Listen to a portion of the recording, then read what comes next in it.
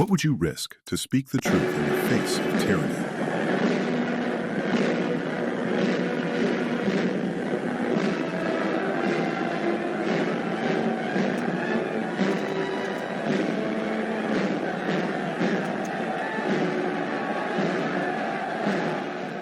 Your freedom, your family, your life? In Nazi Germany, two young siblings dared to answer that question. Hans and Sophie Scholl, just in their early 20s, chose truth over silence.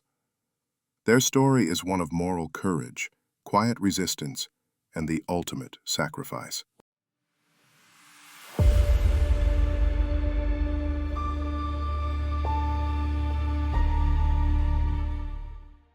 In 1933, Adolf Hitler was appointed Chancellor of Germany.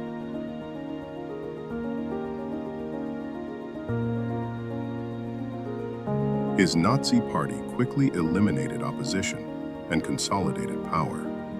By 1934, Hitler became Führer.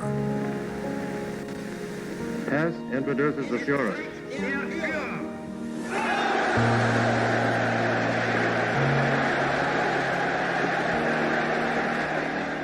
His word, the highest law. Racism, eugenics, anti-Slavism, and especially anti-Semitism stood at the heart of Nazi ideology. The propaganda ministry flooded the nation with films and rallies, cultivating a cult of personality around Hitler. Through manipulation and fear, millions were swept into obedience.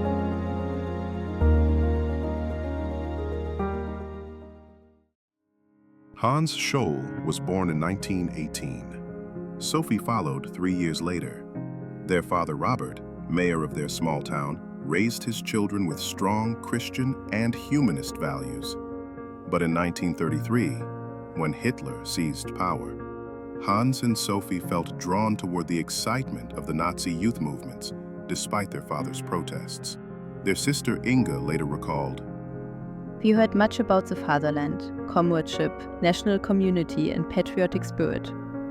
This impressed us very much, and we paid vivid attention when we heard these phrases in school or the street. Hitler was said to bring back greatness and prosperity to the fatherland.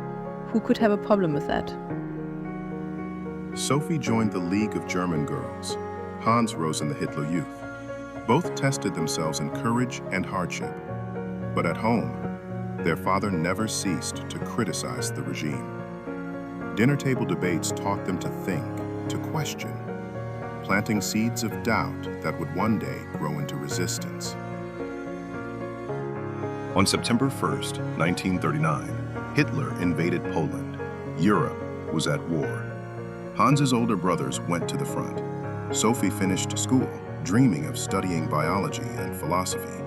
But first, she was forced into the National Labor Service. She hated the strict drills and mindless routine. In her writings, she confided that her soul was hungry, longing for freedom, for faith, and for peace with her fiancé, Fritz Hartnagel, serving on the Eastern Front. Her doubts about the regime deepened. In 1942, both Hans and Sophie enrolled at the University of Munich.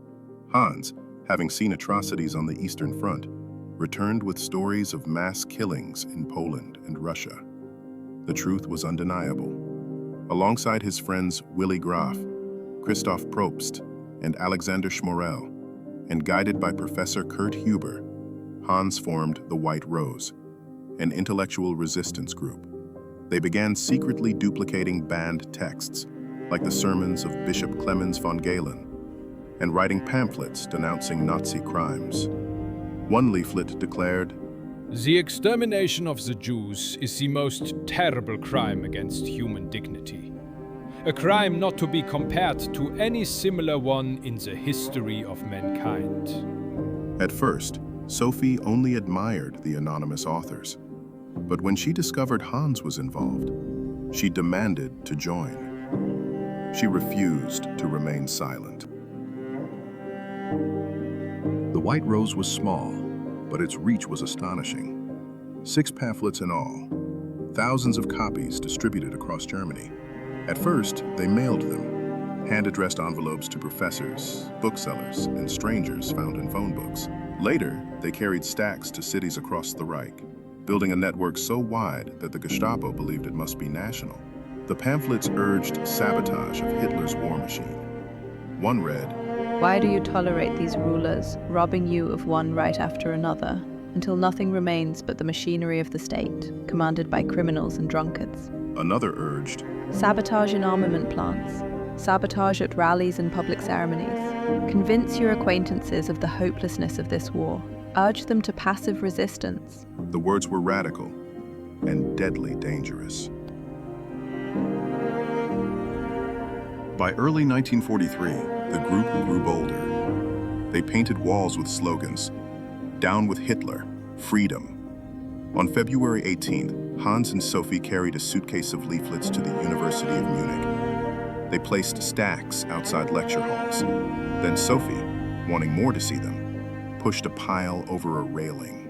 The leaflets scattered down into the atrium like a storm of truth. A janitor, a loyal Nazi, saw them. The Gestapo arrested Hans and Sophie within hours. For 3 days, they were interrogated and tortured. Hans confessed. Sophie assumed responsibility, hoping to shield their friends. On February 22, 1943, they stood before the People's Court, a stage for Judge Roland Freisler's fury. Sophie defended herself with calm defiance. "Somebody, after all, had to make a start. What we wrote and said is believed by many others. They just don't dare say it aloud." They were denied witnesses. By the end of the day, Hans, Sophie, and Christoph Probst were condemned to death. That very afternoon, the guillotine was prepared at Stadelheim prison. Hans shouted as the blade fell, "Long live freedom!" Sophie's final words, remembered by her cellmate, were quiet but resolute. "It is such a splendid sunny day and I have to go. What does my death matter if by our acts thousands are warned and alerted?" She was 21. Hans was 24. Outside the prison, there was no uprising. That same day, Goebbels rallied Germany to total war at the Sportpalast. Munich students, many loyal to the regime, denounced the Scholls as traitors. But the final White Rose pamphlet had already been smuggled abroad. In London, it was retitled The Manifesto of the Students of Munich. By the summer of 1943, Allied planes dropped millions of copies across Germany. Hans and Sophie chose to speak. When silence was safer, they chose to resist. When obedience was demanded, they chose freedom. When it cost them everything. Their story asks us, when faced with injustice, will we act or will we remain silent? This was the story of Hans and Sophie Scholl, The White Rose. If you believe stories like this must be remembered, subscribe for more people you should know.